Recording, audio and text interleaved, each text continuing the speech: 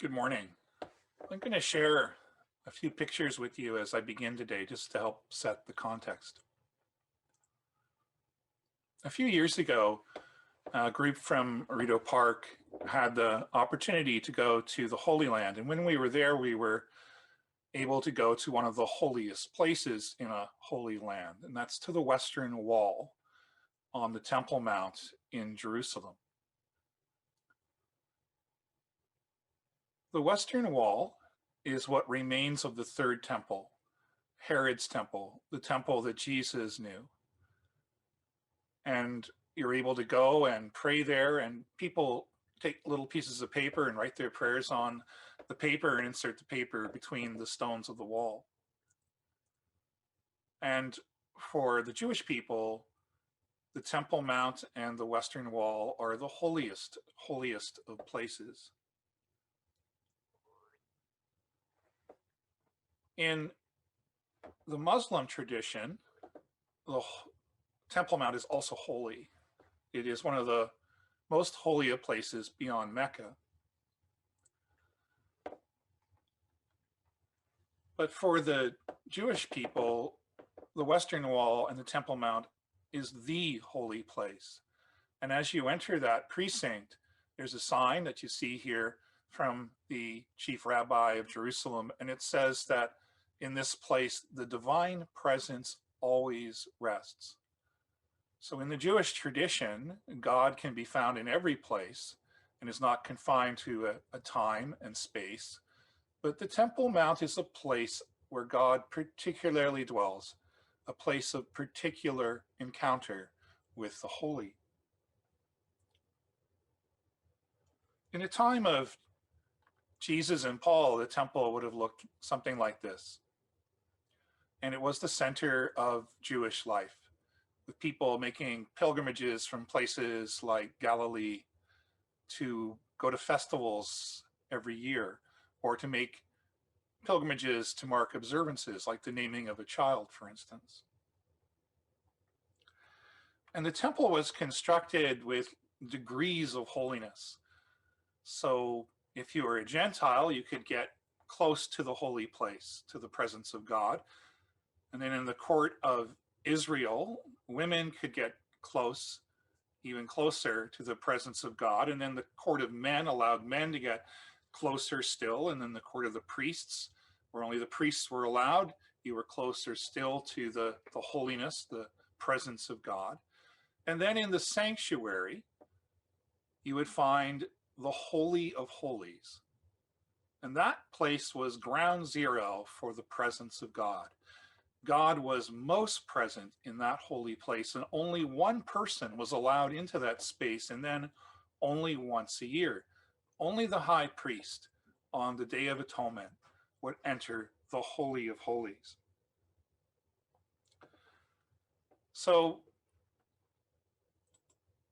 what did you find when you entered the Holy of Holies? When the high priest went in once a year, what was there? Separated by a curtain from the rest of the temple, what would you find? Nothing. In the Holy of Holies, there are no candles, no furnishings, no altars, no flowers, no statues, no artistic depictions, nothing. These kinds of things would be found elsewhere in the temple precinct, but in the Holy of Holies, where God most fully dwelt in Jesus' day, in the time of Paul, the Holy of Holies was empty. In the temples of Antiquity, it would have been really strange to have a holy place and have it empty. And especially, it's strange that in this place there were no idols. The temples of Egypt, of Babylon, of Sumer, of Greece, of Rome, of Persia, all would have been full of idols. But in the Jewish tradition, there were no idols. The third commandment of the 10 reads, "You shall not make for yourself an idol." The God of Israel was holy, other, beyond capture or depiction, description, or representation. And the Christian tradition carries this idea forward.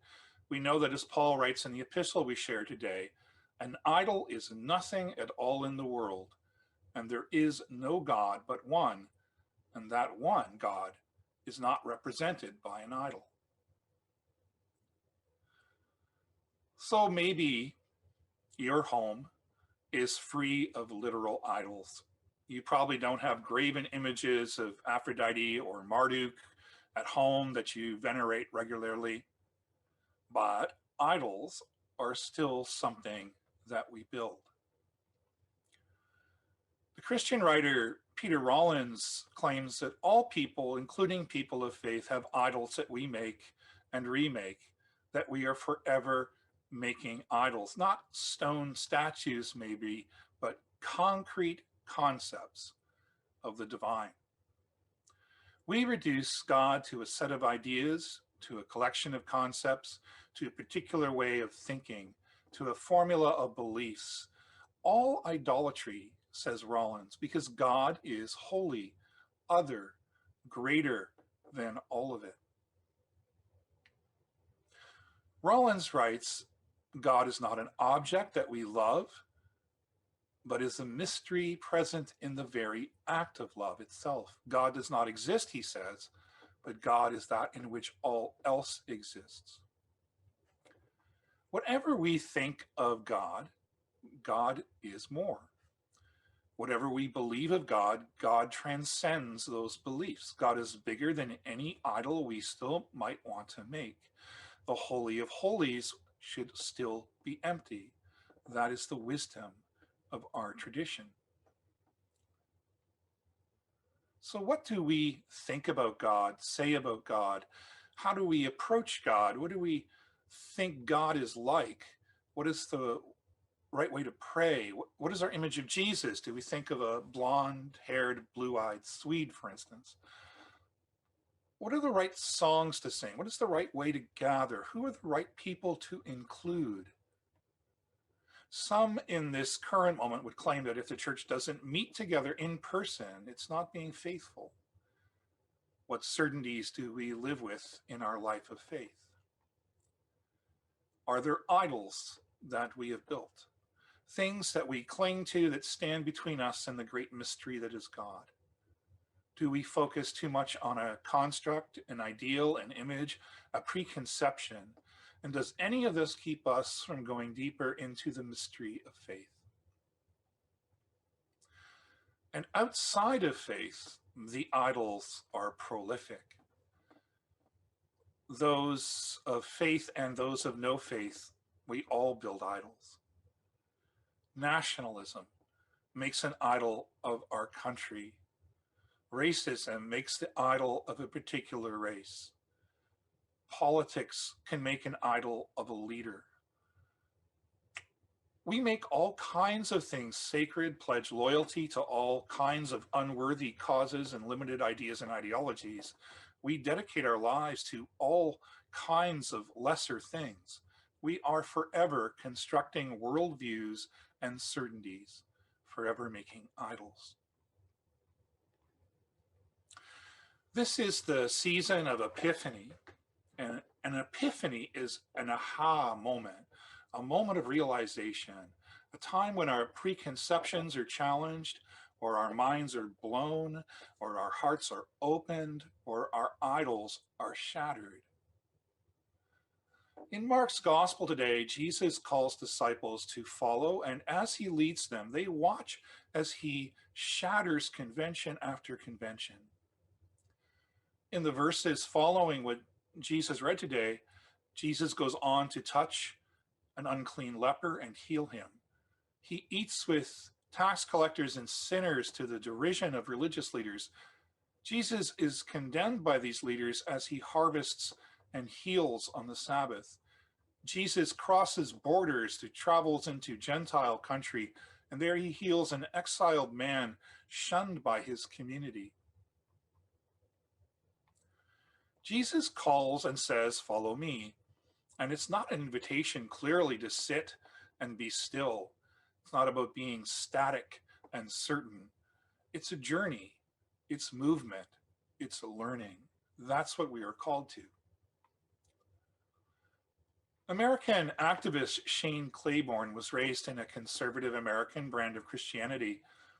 And he is now today a peace activist, campaigns against the death penalty in the United States.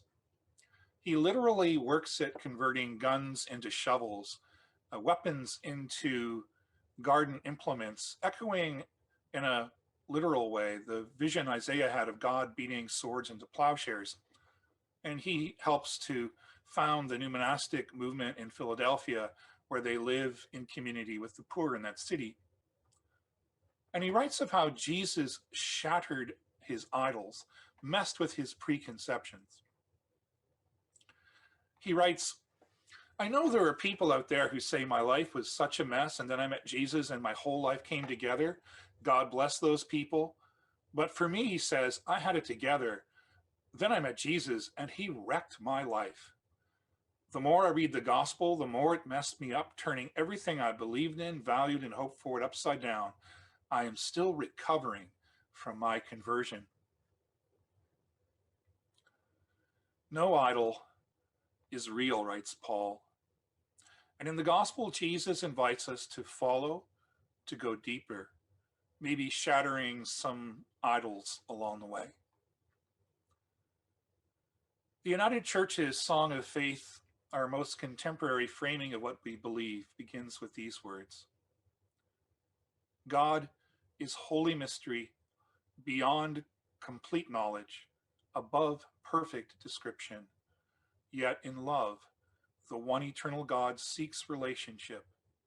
We cannot keep from singing.